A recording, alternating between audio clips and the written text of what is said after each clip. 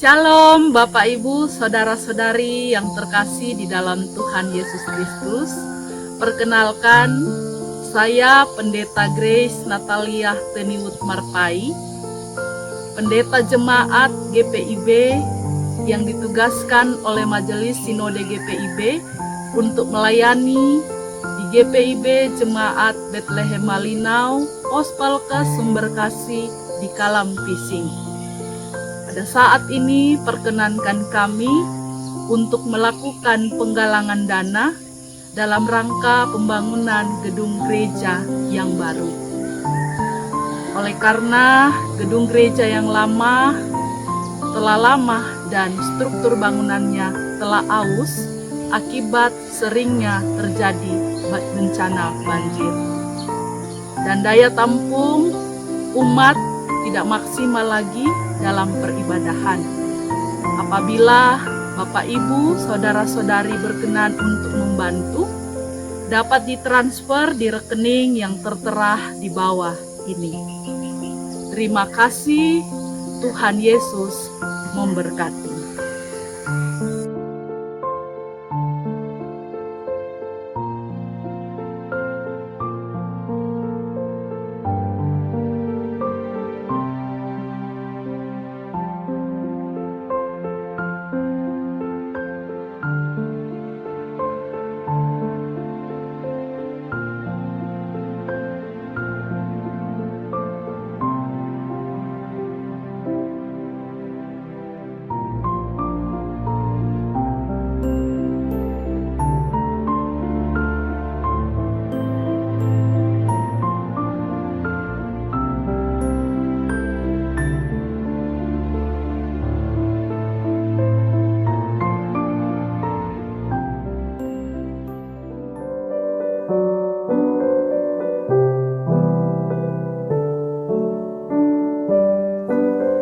Selamat malam dan salam sejahtera bagi sahabat GPIB dimanapun berada. Saya Pendeta Rosalina Sri Wahyuni Lawalata, Pendeta Ketua Majelis Jemaat GPIB Maranatha di Lampung.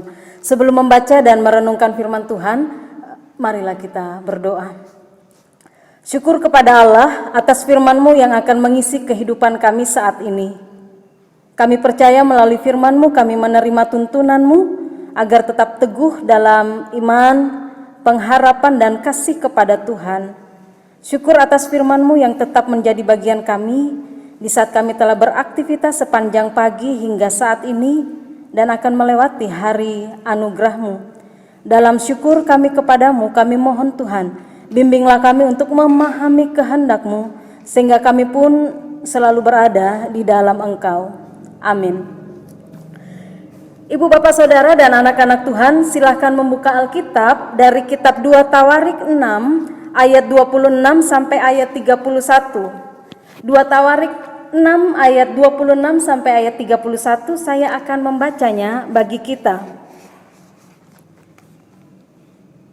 Apabila langit tertutup sehingga tidak ada hujan sebab mereka berdosa kepadamu, lalu mereka berdoa di tempat ini dan mengakui namamu, dan mereka berbalik dari dosanya, sebab engkau telah menindas mereka, maka engkau pun kiranya mendengarkannya di sorga dan mengampuni dosa hamba-hambamu, umatmu Israel, karena engkaulah yang menunjukkan kepada mereka jalan yang baik yang harus mereka jalani, dan engkau kiranya memberikan hujan kepada tanahmu yang telah kau berikan kepada umatmu menjadi milik pusaka.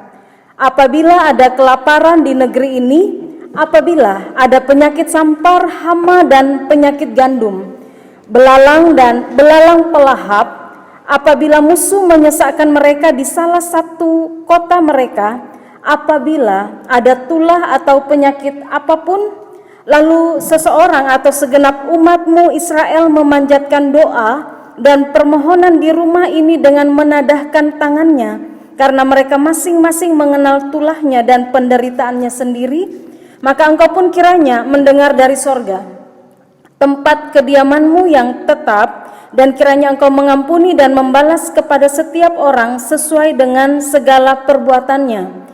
Karena engkau mengenal hatinya, sebab engkau sajalah yang mengenal hati anak-anak manusia.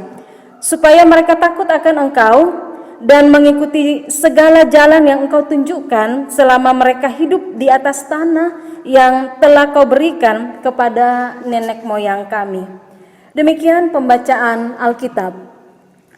Bapak Ibu Saudara dan anak-anak Tuhan, kitab 2 Tawarik dimulai pasal 5 ayat 2 menuliskan tentang pentahbisan bait suci. Dengan demikian pembacaan saat ini dari 2 Tawarik 6 ayat 26 sampai ayat 31 merupakan bagian dari kisah pentahbisan tersebut. Pembangunan bait Allah, kita ketahui bersama bahwa bukanlah pekerjaan yang mudah dan cepat. Pekerjaan pembangunan ini butuh waktu atau membutuhkan proses.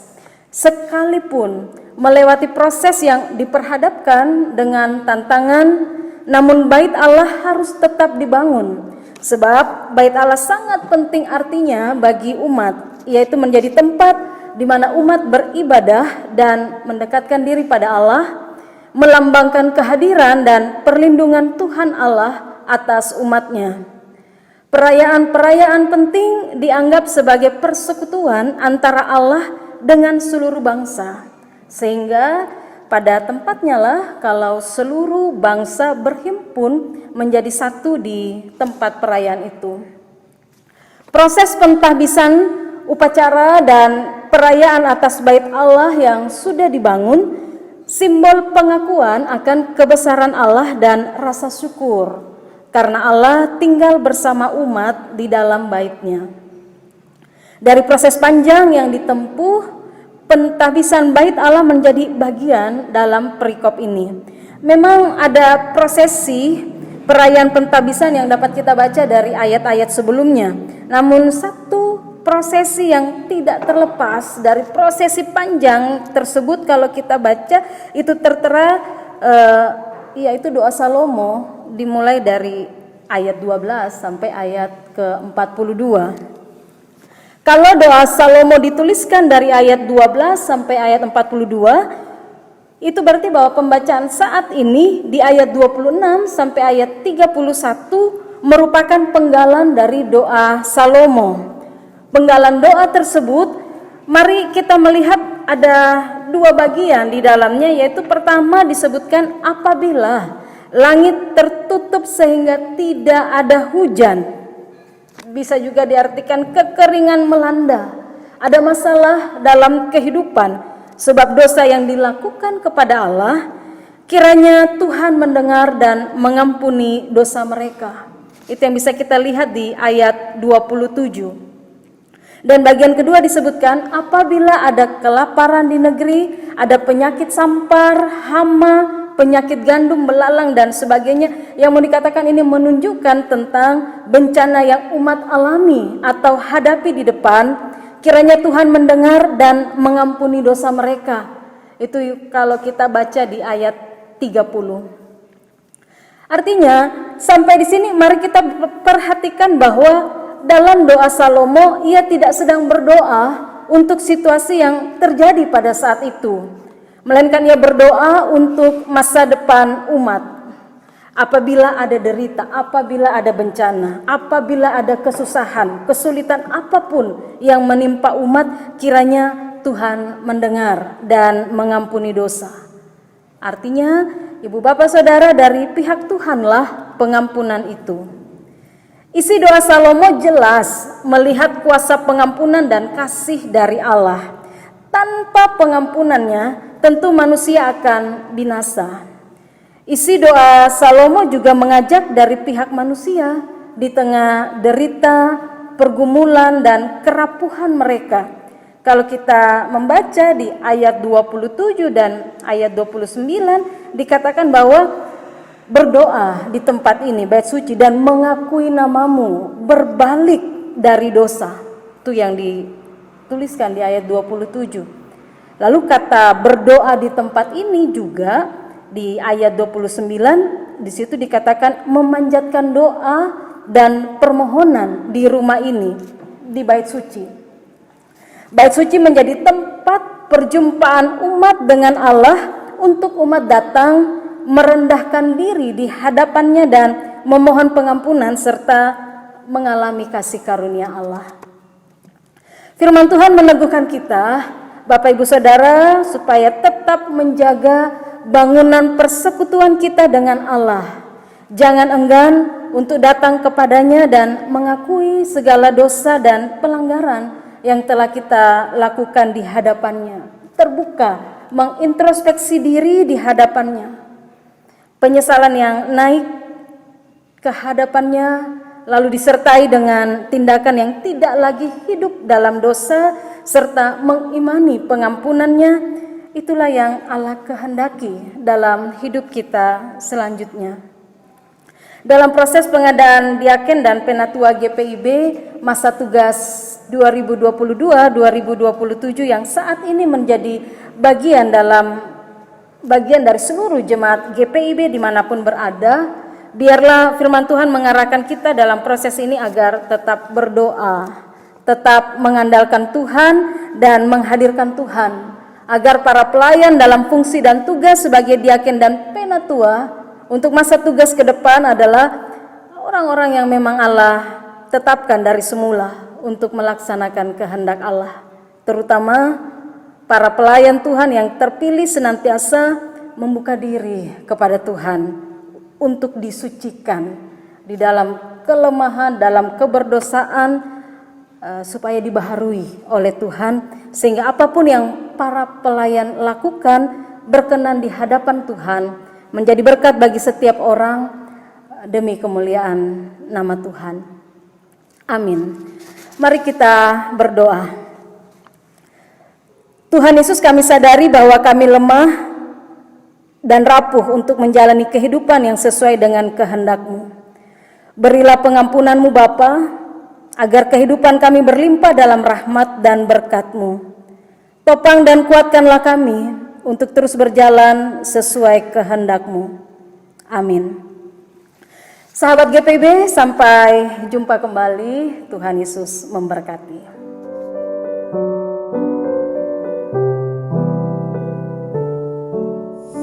Shalom Bapak Ibu, Saudara-saudari yang terkasih di dalam Tuhan Yesus Kristus. Perkenalkan, saya Pendeta Grace Natalia Teniwut Marpai, Pendeta Jemaat GPIB yang ditugaskan oleh Majelis Sinode GPIB untuk melayani di GPIB Jemaat Bethlehem Malinau, Pos Palka Sumberkasih di Kalam Pising. Pada saat ini perkenankan kami untuk melakukan penggalangan dana dalam rangka pembangunan gedung gereja yang baru.